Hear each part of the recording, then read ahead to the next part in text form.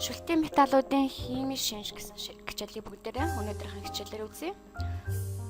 Өнөөдрийн хичээлийн сэдвийн агуулга шүлтийн металлын устай харилцан үйлчлэх, шүлтийн металлын галгантай харилцан үйлчлэх, шүлтийн металлын давсууд, шүлтийн металлын оксидуудын ерөнхий шинж, шүлтийн металлын гидроксидуудын ерөнхий шинж, шүлтийн металлын хэрэглээ гэсэн дарааллын даваа бүгдээрээ өнөөдрийн хичээлийг авч үзье. Ингээ бүгдээрээ эхнийхээ дэцтэд оръё. Шүлтийн металлуудын устай харилцан үйлчлэх. Бүх шүлтийн металлууд нь устай харилцан үйлчилж, металлын гидроксид ба устрагч үүсгэдэг. Одоо бүгдээрээ энэ туршилтыг авч үзье.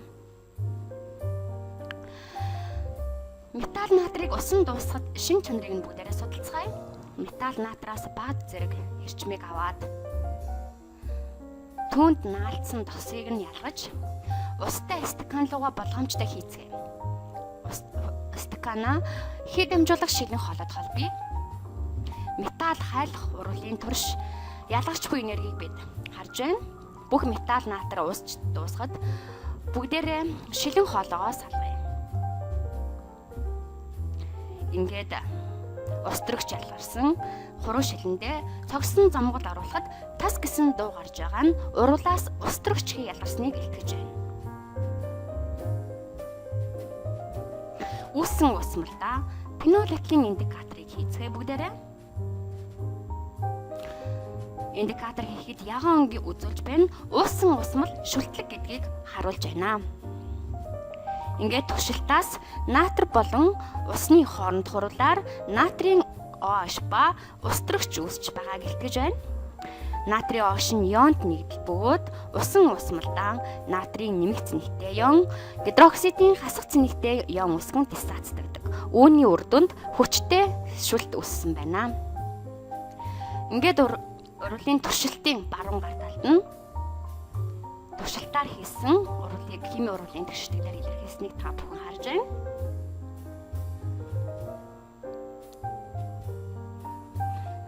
Ингээд уруулаа сайтар ажиглаж хэрхэн тэнцсэнийг нь бүгдээрээ сайтар ажиглаарай зурагчтай.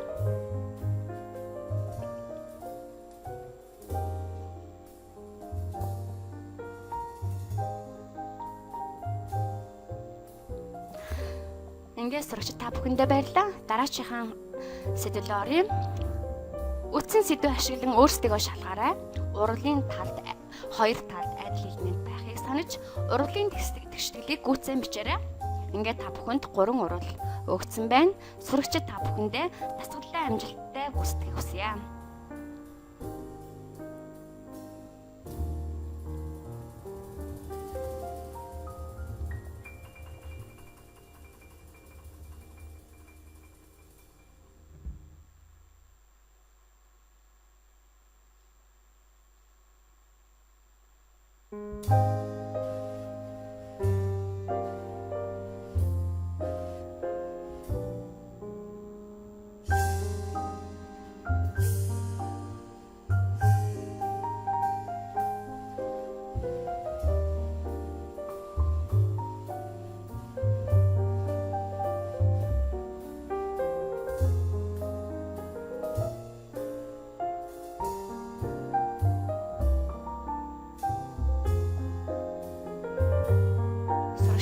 Хариугаа шалгаарай.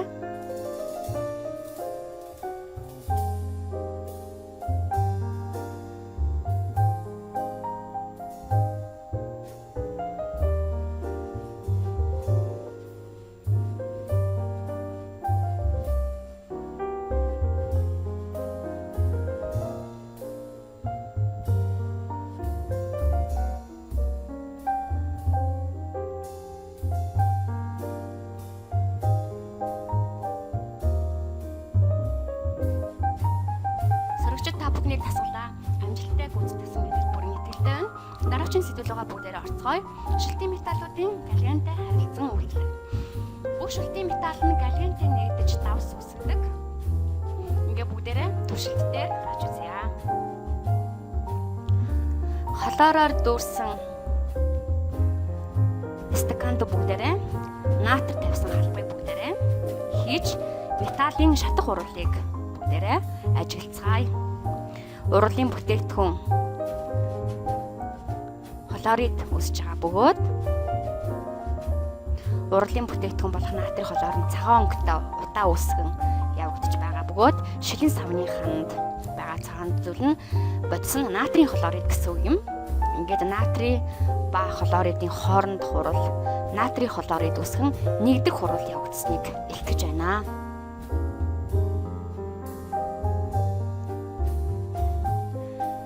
Ингээд туршилтын зүүн гар талд нь урлагийн тэгшдэглийг бол бичсэнийг та бүхэн ажиглаж байна.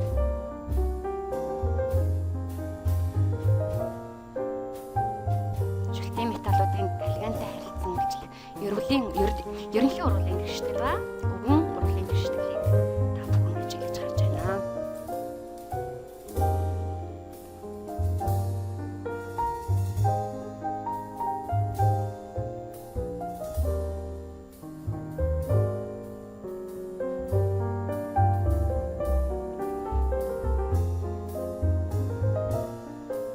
Хичээлээ үргэлжлүүлэн хаж үзье.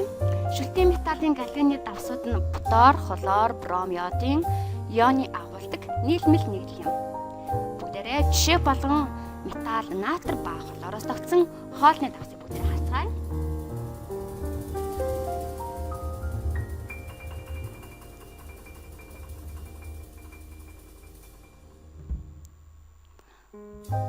Шүлтийн металлын давсны шинж чанар бидний дарааж үзэх сэдв. Шүлтийн металлын давсууд нь усан дуусаж металлын катион галогены аниноос тогтсон өнгөгүй усамлыг үүсгэдэг. Бүгдээрээ урлагийн тэгшдэглийг харж байна. Урлагийн тэгшдэглийн баруун гар талд нь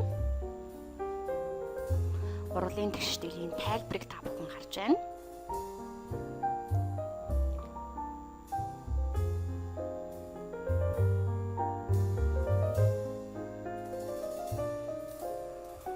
Бүхэндээ баярлалаа. Дараачихаа сэдвээр оръё. Шүлтийн металлын давсны шинж чанар. Шүлтийн металлуудын галогены бүтцийг бүгдээрээ судлан тогтооцгоё. Шүлтийн металлын давсууд нь хатуу төлөвтэй таласт орон торыг үүсгэдэг. Жишээ нь натрий хлор. Электроныг агуулдаггүй харин эсрэг цэнэгтэй ионуудаас тогтдог. Үүнд нэмэх цэнэгтэй натрийн ион, хасах цэнэгтэй хлорийн ион. Бүгдээрээ давсаа ус руу хийхэд натрийн нэмэх цэнэгтэй ион, хлорийн хасах цэнэгтэй ион болон задардаг байна. Та бүхэн хоолны давснаас нь усны молекултэй хэрхэн хоорондоо уралд орохыг харж байна. Ингээд үүссэн натрийн хлорийнхоо усмлыг цахилгаанд холбоход цахилгааныг дамжуулж байгаа нь электроны урсгал бис ионы урсгал цахилгааныг дамжуулдаг гэдгийг илтгэж байна. Дараагийн сэдвтэ бүгдээр орцгоё. Шүлтийн металлын давсны шинж чанар. Шүлтийн металлын галогенуудын уусгах чанарыг нь бүгдээрээ шинжилье. 20 см³ тус бүрэн нэрсэн усыг авч 3 шилэнд хийцгээе. Эхний стаканд 20 мм нэрсэн ус. Одоо бүгдээрээ калий бромид, калийн йодид, натрийн хлороос тус бүр 2 грамыг жигнэн авч стакан тус бүрлөө хийцгээе.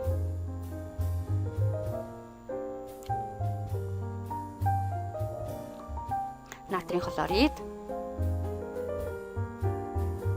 калийн бромид, натрийн йодид 3 давсаа 20 мл ус агуулсан ус стаканд бүгдээрээ хийж уусгах чанарыг нь тогтооцгоё. Та бүхэн натрийн хлорид усанд маш сайн уусгаж байгааг харж байна.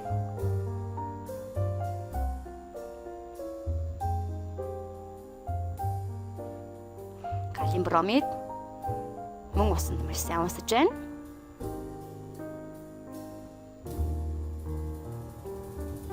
Калийн бромид, натрийн йодид. Эндээс шүлтийн металлуудын галогенууд нь усанд сайн уусдаг гэдэг нь туршилтаас харагдаж байна.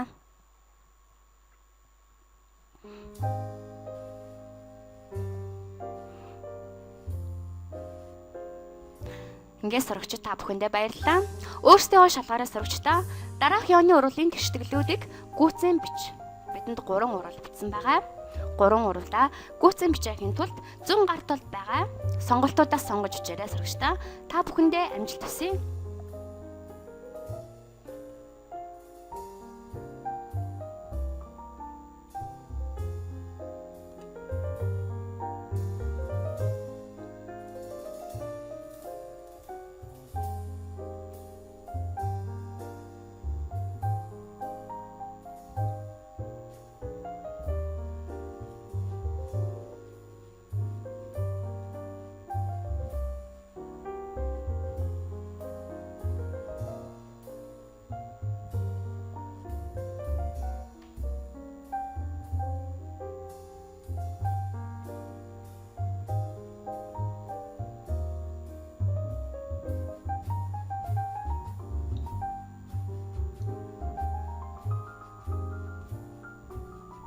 Сурагчдаа хариугаа шалгаарай.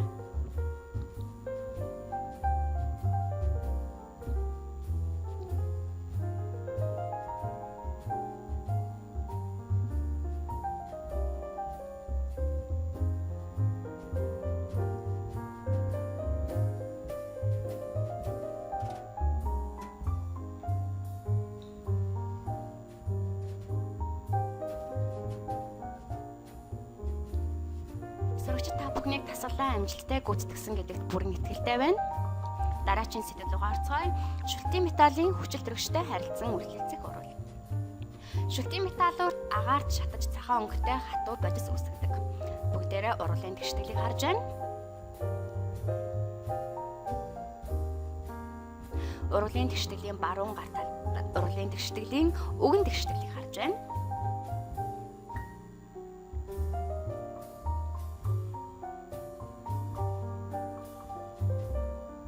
Одоо бүгдээрээ уг урвалынхаа туршилтыг шинжилье.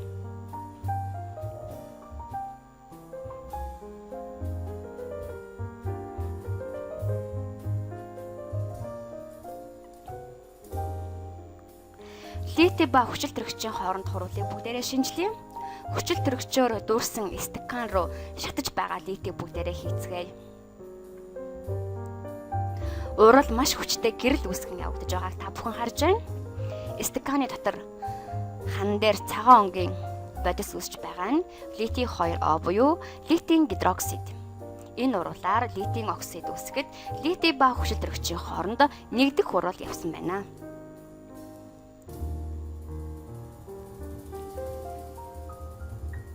Дараагийн сэдвтэ бүгдээрээ оръё. Шүлтийн металлын хүчил төрөгчтэй урал сэдвээ үргэлжлүүлэн шүлтийн металлын оксидын бүтцтэй бүгдээрээ танилцъя. Литийн оксидыг бүгдээ жишээ болгон авч авъя.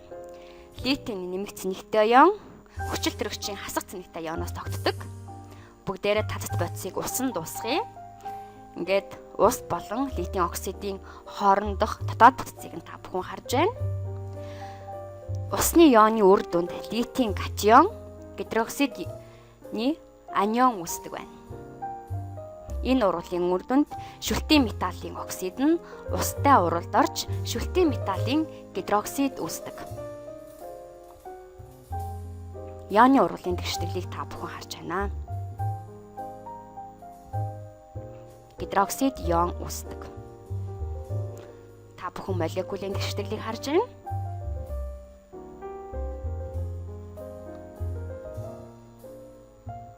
Мөн шүлтийн металлын оксид нь устай харилцан үйлчлээд гидроксид ион үүсгдэг ерөнхий тэгштгэлийг та бүхэн харж байна. Ингээд сурагчид та бүхэндээ баярлалаа. Сурагчдаа өөрсдөө шалгаарай. Усан дээр калиен оксидыг хийж калиен оксидын уусмал бэлтэж болох уу? Дараах хоёрт хариулт өгсөн байгаа. Та бүхэн хариултаа сонгоно. Үүний тулд дараах бичлэгийг та бүхэн үзэж олно. Калиен оксидыг усан дээр хийж калиен оксидын уусмлыг бэлтгэж болох уу? Та бүхэн бичлэгээ дахин үзэж олно. Ингээд сурагчдаа хариугаа шалгаарай.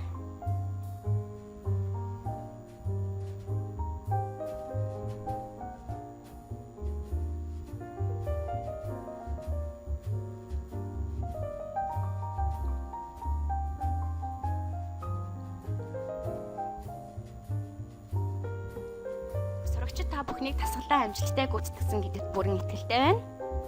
Дараагийн сэдвээр оръё. Шүлтийн металлын оксидын үндсэн шинж чанар. Шүлтийн металлуудын оксидууд нь өвөрмөц шинж чанартай байдаг бөгөөд дараах уруулаар хүчлийг саармагжуулдаг байна. Бүгдээрээ шүлтийн металлын оксидын хүчтэй харилцан хүчлэх уруулыг бүгдээрээ туршилтээр авч үзье.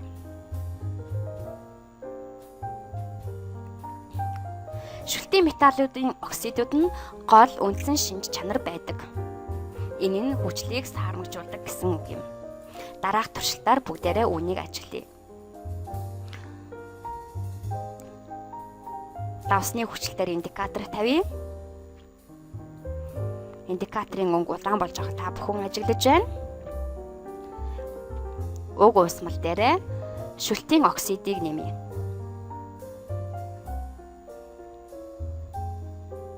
Ингээд үүссэн уусмлаа сайтар хутгасныхаа дараа бүгдээрээ индикатор дээрээ шилэн ялцаар тусаая. Индикаторын өнгө өөрчлөгдөж байгаа нь давс маань саармагжиж натрийн хлорид буюу давс үүсснийг илтгэж байна. Та бүхэн өвгөн урлын тэгшдэглэл болон химийн урлын тэгшдэглэлийг нь харж байна. Ингээд сурагчид та бүхэндээ баярлалаа. Сурагчдаа олж авсан мэдлэгээ ашиглан өөрсдөө шалгаарай. Дараах уруулуудыг гүйцэн бич. Сурагчид та бүхэндээ амжилт хүсье.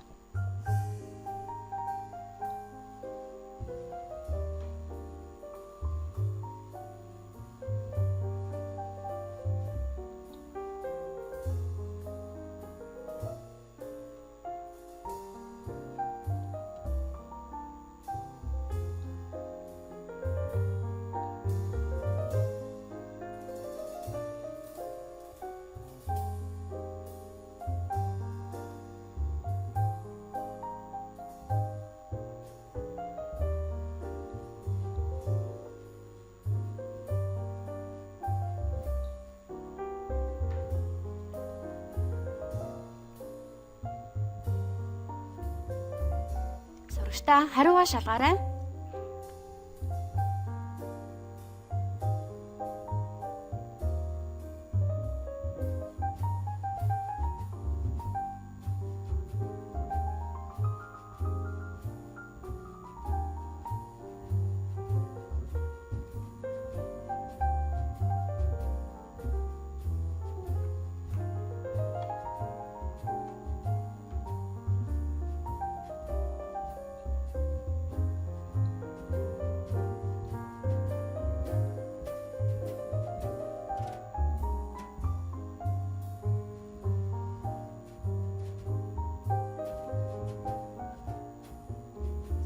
Та бүхнийг тасгалан амжилттай гүйцэтгэсэн гэдэгт бүрэн итгэлтэй байна. Дараагийн сэдвүүл рүү оръё. Шүлтийн металлын гидроксидын үндсэн шинж чанар. Шүлтийн металлын гидроксидд нь хүчтэй суурь, усан дуусаж ион үүсгэн. Суурьуд нь хүчлийг сармагжуулж давс ба ус үүсгэдэг. Бүгдээрээ шүлтийн металлын гидроксидын бүтцийг нь судалцгаая.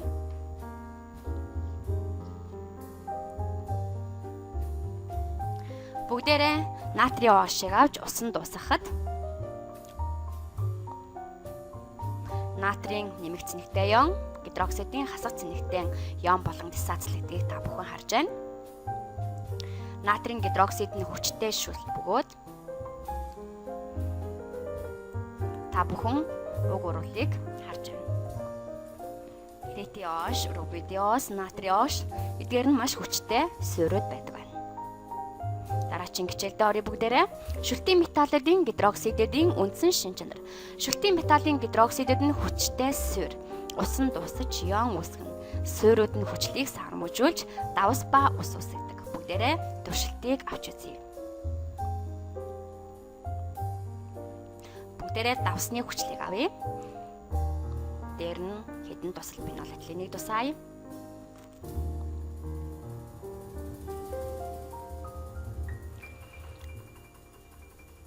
Уг хүчил дээрээ бүгдээрээ шүлтийг баг багаар тусаая. Шүлт буюу натрийн гидроксидыг уусмлын өнгө арилж байгааг та бүхэн харж байна. Энэ нь саармагжих урал явсныг илтгэж байна.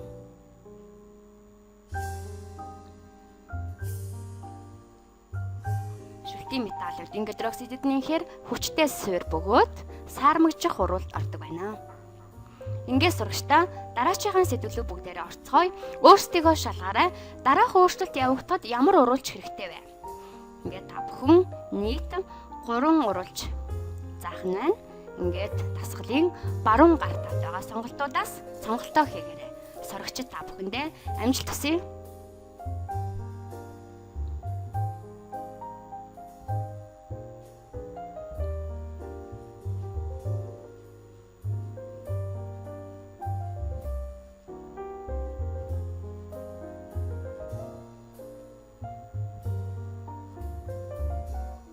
Сурагчид та бүхнийг дасгалаа амжилттай гүйцэтгсэн гэдэг бүрэн итгэлтэй байна. Хариугаа шалгаарай сурагчдаа. Эхний өөрчлөлт явагдаад хүчил төрөгчийн тусламжтайгаар явагдсан байна. Харин дараачийн өөрчлөлт нь усны молекулын тусламжтайгаар харин хамгийн сүүлийн буюу 3 дахь хувирал маань хөхрийн хүчил буюу H2S өдрийн тусламжтайгаар явагдсан байна. Ингээд сурагчид та бүхнийг дасгалаа амжилттай гүйцэтгсэн гэдэгт бүрэн итгэлтэй байна. Дараачийн сэдвлөгөө оръё. Шүлтийн металлын хэрэглээ.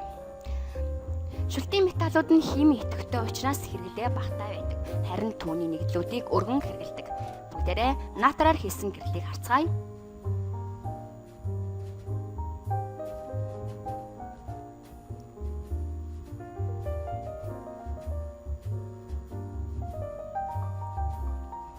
Дараачийн сэдвлээ оръё. Шүлтийн металлын хэрэглээгээ бүгдээрээ өргөжлүүлэн авч үзье. Шүлтийн металлуудын нэгдлүүдийн хэрэглээ. Шүлтийн металлуудаас бидний амьдралд хамгийн өргөн хэрэглэгддэг нь натрийн хлор буюу хоолны давс. Энэ натри ба хлорын хооронд хуруулаар үүсдэг. Мөн дараачийн чухал нэгдлүүд нь натрийн H буюу H хлор байдаг. Мөн натрийн 2CO3 бидний амьдралд өргөн хэрэглэгддэг. Натрийн хлор нь бидний амьдралд хоолны давс гэдгээр бид нар сайн мэддэг билээ.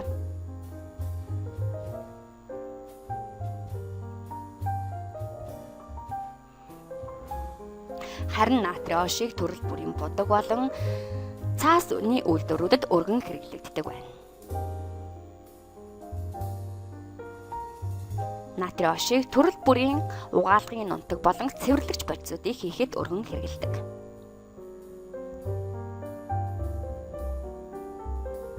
Мөн төрөл бүрийн бордоо болгож хэрэглэдэг.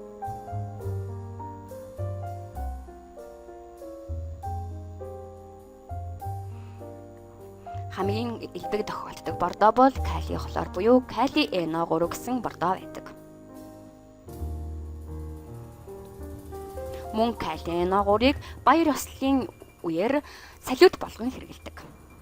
Ингээд сурагчид та бүхэндээ баярлалаа. Өнөөдрийнхээ хичээлээр бүгдээрээ шүлтийн металлын устай харилцан үйлчлэх, шүлтийн металлын галлионтай харилцан үйлчлэх, шүлтийн металлын давсууд, шүлтийн металлын оксидуудын ерөнхий шинж, шүлтийн металлын гидроксидуудын ерөнхий шинж, шүлтийн металлын хэрэглээ гэсэн дарааллын дагуу бүгдээрээ хичээлээ үзлээ. Сурагчдаа шүлтийн металлаас металл цезийг сонгон авч мэдээллийн их усүр ашиглан судалгаа хийгээрэй. Ингээд сурагчид та бүхэндээ анхаарал тавьсанд маш их баярлалаа.